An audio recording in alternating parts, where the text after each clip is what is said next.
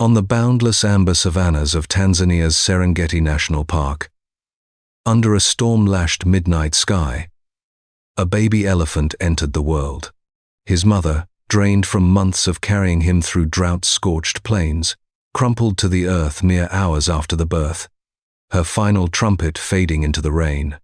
The herd encircled her still form, trunks lowered in a mournful vigil, dust mingling with tears on their weathered cheeks. Yet one compassionate auntie, her own calf recently weaned, nudged the orphan closer, adopting him into the fold. Baby elephants thrive in the cradle of family, but without a true mother's milk and guidance, this one, restless and bereft, grew hyperactive. He charged after darting oxpeckers, scattered dozing elders, and toppled water buckets in playful chaos. Irritated matriarchs bellowed warnings that rolled like thunder across the grasslands. Some swatted him gently with coiled trunks, sending him scampering in wide-eyed alarm. The chill of rejection seeped into his young heart, deepening the ache of loss. Nights found him at the herd's periphery, tiny silhouette against a vault of stars, trunk curled tight, eyes hollow with unspoken longing. At the break of a rose-gold dawn, resolve hardened in his fragile chest. He slipped away, beginning a solitary odyssey across cracked earth baked by relentless sun. The midday blaze scorched his back, turning each breath into a labored gasp. He nosed every desiccated puddle, tongue scraping mud for a single drop to ease the fire in his throat. Hunger gnawed relentlessly. His steps faltered, legs trembling like reeds in wind. Distant lion roars and leopard coughs curled his ears flat against his skull. Though predators remained unseen shadows, hot gusts whipped dust into his wrinkled hide and stinging eyes. As dusk bled crimson across the horizon, he discovered a lone acacia, its gnarled branches offering scant shelter. Curling beneath its thorny canopy, he listened to cicadas and the mournful whistle of night wind, exhaustion claiming him in fitful sleep. Dawn mist still clung to the grass when the rumble of an engine pierced the silence. The calf stirred, legs wobbling as he rose, hope flickering in his gaze. A weathered Ranger pickup, dust-caked and sun-bleached, crawled along a rutted track. Without warning, the baby elephant lurched into its path. Brakes locked, tires spat red earth. Rangers Elias and Amani stared down in stunned silence at the emaciated yet defiant creature. No herd in sight, only endless plain. Elias eased from the cab, palm extended in calm invitation. The calf retreated a step, then held ground, trunk twitching toward the offered hand. Amani murmured, "Leave him, and the lions feast tonight." A shared nod sealed their decision. Elias swung open the tailgate. Astonishingly, the orphan clambered aboard, folding himself among coiled ropes, as if surrendering to fate. The truck rattled toward the Serengeti Ranger outpost, arriving beneath a fierce morning sun. Dust swirled as they coaxed him down into a spacious thatched stable fragrant with fresh alfalfa hay. Veterinarian Dr. Amina Rahim arrived swiftly, medical kit slung over her shoulder. She traced every abrasion, listened to his rapid heartbeat, tested reflexes with gentle prods.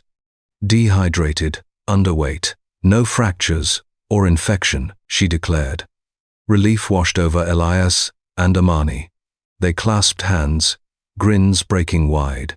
Buckets of clear water appeared, followed by bottles of enriched formula. The calf suckled greedily, trunk flailing in mischievous arcs, splashing droplets that sparkled like diamonds in sunlight.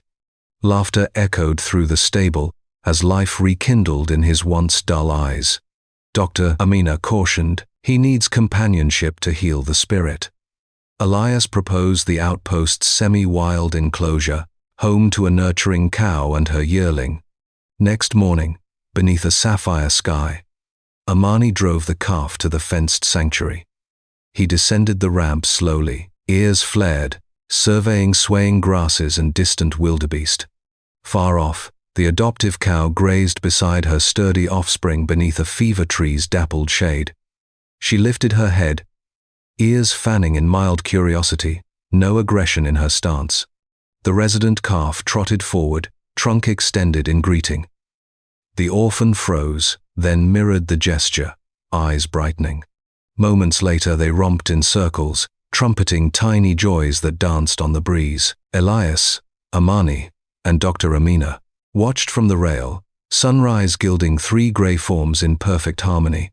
A family forged by chance and compassion on the endless Serengeti stage. Weeks unfurled like golden grass under the Serengeti sun. The orphan, now nicknamed Moyo, Swahili for heart, blossomed beneath the adoptive cow's patient shadow. Her name was Nazarian, a veteran matriarch whose own calf, Baraka, had become Moyo's tireless playmate. Each dawn, the trio emerged from the night corral into the 200-acre semi-wild paddock, where acacias dotted the horizon and termite mounds rose like ancient sentinels. Moyo's spindly legs thickened. His coat shed the dull grey of starvation for a glossy charcoal sheen. He learned to strip bark with a twist of his trunk, to fling dust across his back in playful showers, to trumpet in squeaky triumph when he toppled Baraka during mock charges. Nazarian watched with half-lidded eyes, rumbling low approval whenever the orphans collapsed in a tangle of trunks and ears. Elias and Amani became daily fixtures. They arrived at sunrise with wheelbarrows of lucerne, sliced pumpkins, and vitamin-enriched mash. Moyo greeted the truck with a gallop, ears flapping like flags, trunk snaking through the open window to steal Elias's hat. Amani laughed until tears streaked the dust on his cheeks, then scratched the calf's forehead ridge, feeling the velvet new skin beneath. Dr. Amina visited thrice weekly, clipboard in hand. She charted weight gains 3 kilos the first fortnight, 5 the next, tested blood for parasites, and marveled at Moyo's resilience. His cortisol levels are dropping, she told the rangers one afternoon, shielding her eyes from glare. He's no longer living in survival mode. He's living. Yet the wild tugged at the edges of their sanctuary. Beyond the solar-powered fence, migrating wildebeest thundered past in black rivers of muscle and horn. Zebras barked in the distance. Giraffes drifted like silent ships above the grass sea. Moyo would stand at the wire, trunk raised, inhaling scents of freedom. Once, a teenage bull elephant, tusks just budding, paused on the far side, mirroring Moyo's stance. For a breathless minute, the two touched trunks through the mesh. A wordless conversation of curiosity and kinship. Nazarian rumbled warning. The stranger moved on. Elias felt the shift. He's listening to the land, he told Amani over tea at dusk. We can't keep him forever. Amani nodded, throat tight. They both knew the plan. Soft release into a monitored corridor linking the outpost to the greater Serengeti ecosystem. Training began subtly. The rangers walked the fence line daily, coaxing Moyo and Baraka to follow. They scattered browse piles farther from the corral, encouraging longer forages. Nazarian, sensing purpose, led the calves on loops that grew wider each week. Moyo learned to dig for tubers, to roll in mud, wallows that cooled and protected, to read the wind for rain. One blazing noon, a sudden squall swept in. Thunder cracked, rain lashed sideways. Moyo panicked, bolting toward the stable. Baraka blocked him, trunk across his chest, while Nazarian stood firm against the gale. Slowly, Moyo calmed, pressing against her flank. When the storm passed, a rainbow arched over the plains. Moyo lifted his trunk and trumpeted, a full, clear note that carried for miles. Elias recorded the moment on his phone, tears mixing with rain on his face. By month 4, Moyo matched Baraka in height and mischief. He could fell a small sapling with a shoulder charge, spray water 20 feet, and mimic Nazarian's deep contact rumbles. Tourists at the outpost's viewing platform gasped at the sight. 3 elephants moving as one, dust devils swirling in their wake. Donations poured in. School children in Arusha sent drawings. A lodge in Nairobi sponsored a new water trough, engraved Moyo and Baraka. Still, the rangers prepared. They mapped release routes, installed camera traps, briefed anti-poaching units. Dr. Amina scheduled final health checks. "He's ready," she said, voice steady but eyes shining. "The wild is calling and he's strong enough to answer." As the dry season deepened, the grass turned platinum, and the air crackled with anticipation. Moyo stood taller, ears wider, heart braver. The sanctuary had healed his body. Now the Serengeti would reclaim his soul. The chosen morning arrived crisp and cloudless, the sky a bowl of liquid turquoise. At the outpost gate, a small crowd gathered, rangers, vets, local Maasai elders in red shukas, children clutching crayon portraits of Moyo. The release corridor stretched north, a 10-kilometer funnel of acacia woodland opening onto the vast Serengeti plains. Nazarian led first, Baraka at her side, Moyo trailing with uncharacteristic calm. Elias and Amani walked parallel on the outside track, radios crackling softly. Dr. Amina followed in a Land Cruiser, drone humming overhead to document the moment. At the corridor's end stood a simple solar gate. Beyond it, no fences, only infinity. Nazarian paused, trunk sweeping the air. She turned to Moyo, touched his forehead, then Baraka's. A silent benediction. Elias opened the gate.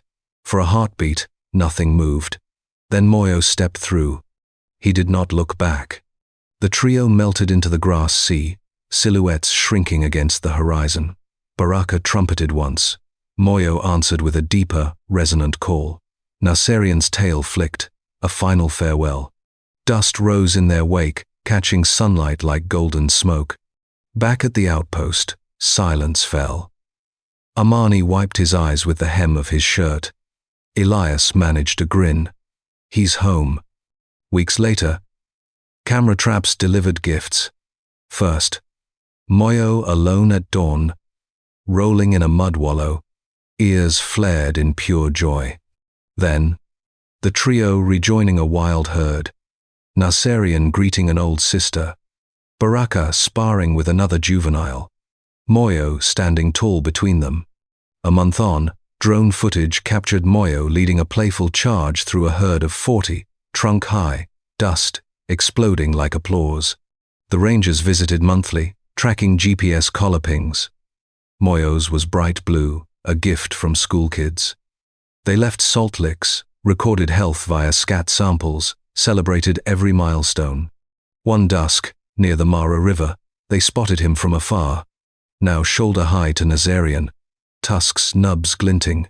He stood guard while calves drank, trunk resting on a younger sibling's back. Elias whispered, "Look at him, protect." Amani could only nod. Years passed. Moyo grew into a young bull, shoulders broad, gait confident. He sired his first calf with a wild cow. Baraka became a doting uncle. Nazarian, graying but regal, still led her extended family across seasonal migrations. The outpost told Moyo's story to every visitor. Children pressed noses to the viewing deck, searching for a flash of blue collar in the distance. A mural bloomed on the stable wall. Moyo as a wobbly orphan, then as a towering guardian, framed by the words, "From one lost soul to 1,000 saved." One monsoon evening, Elias and Amani sat on the veranda, cold Tusker beers in hand. Lightning flickered over the plains. In the distance, a deep trumpet rolled, unmistakably Moyo, answering thunder with his own voice. The rangers raised their bottles. "Today," Elias said, "we changed the fate of a little life." Amani smiled into the dark. "And tomorrow, he'll change the fate of many more." Across the endless Serengeti, under a sky ablaze with stars, Moyo walked on, precious jewel no longer lost, but a living testament that compassion, once given, echoes forever through the wild heart of Africa.